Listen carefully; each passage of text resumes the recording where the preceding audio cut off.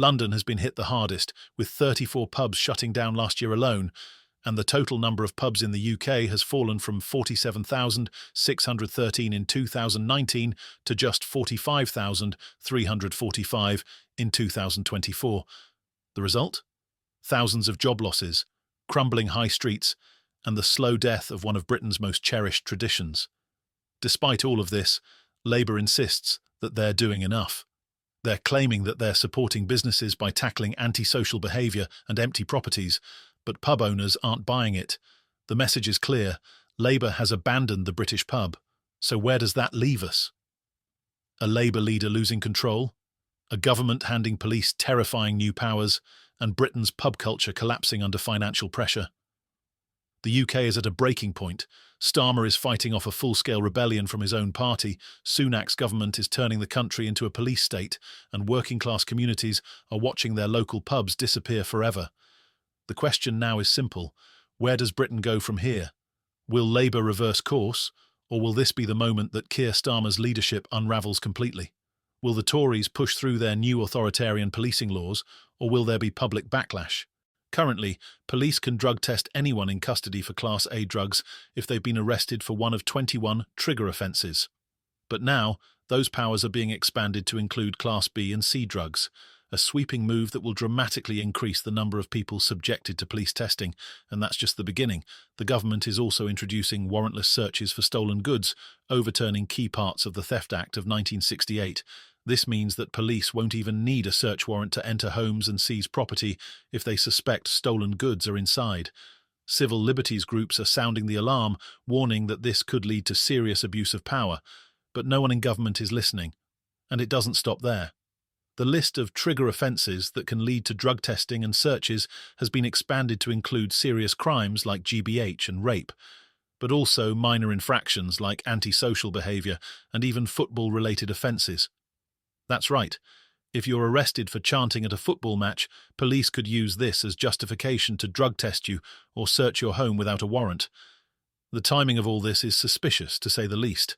With crime on the rise, Sunak's government desperately needs a win, and they're selling these new powers as tough-on-crime policies.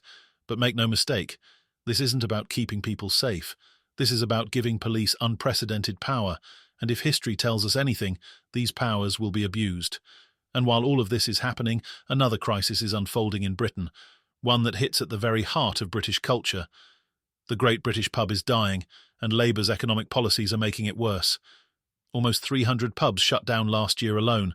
That's 6 pubs every single week, shutting their doors forever. The industry has been on a slow death march for years, but the latest financial blows from Labour may be the final nail in the coffin.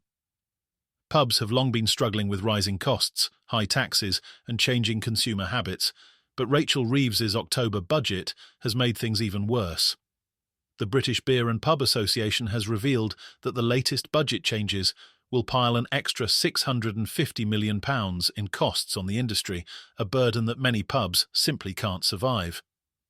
The BBPA is warning that the closures are completely avoidable because demand is still there.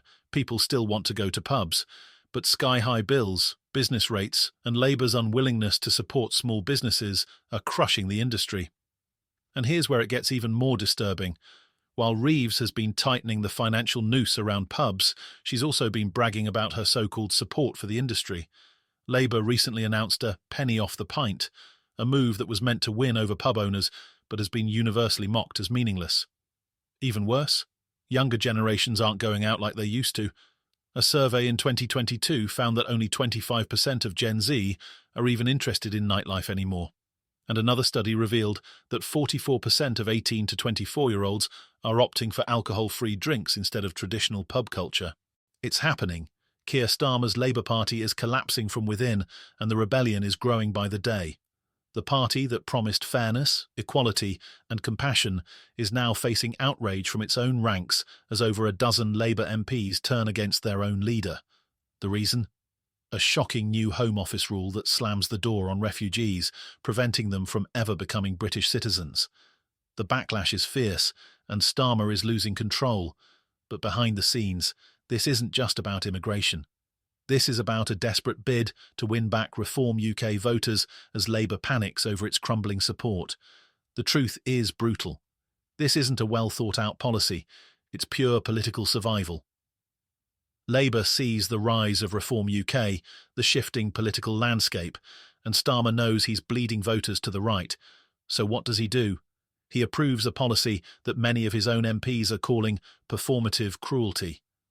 Under the new guidance, anyone who arrives in the UK by small boat or through other dangerous means will have their citizenship applications rejected. It doesn't affect whether they can stay in the country, but it ensures that they will never be able to integrate fully as British citizens. Previously, refugees who arrived through irregular routes could apply for citizenship after 10 years. Now, that possibility has been erased. The anger inside Labour is explosive. Nadia Whittome, one of the party's MPs, has openly condemned Starmer, warning that this is not what Labour is supposed to stand for. She's calling for a full reversal of the policy, and she's not alone. Diane Abbott, Clive Lewis, Olivia Blake, and other key figures are demanding a U-turn, warning that the party is abandoning its core principles just to chase Reform voters who will never back Labour anyway. And it gets worse. The motion these MPs have signed states that many asylum seekers are forced to make unsafe crossings because there are no legal routes available. Instead of fixing the system, Starmer is punishing them even further. The Refugee Council has gone even further, warning that over 70,000 people will be affected, with its chief executive slamming the policy as senseless and cruel beyond reason. The pressure on Starmer is mounting, and there's no easy way out. If he backs down, he looks weak. If he holds firm, his party risks tearing itself apart. The question now is simple. Is this the beginning of the end for Keir Starmer's leadership? But while Labour descends into chaos, something far more sinister is happening behind the scenes.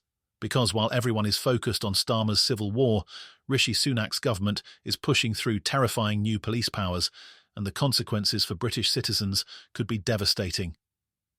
Few are paying attention to the latest changes being slipped into law, but the implications are staggering.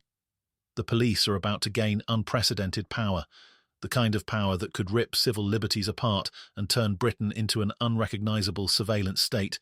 The government is expanding drug testing on arrest, warrantless searches, and access to DVLA records in a move that insiders are calling a massive step toward authoritarian policing.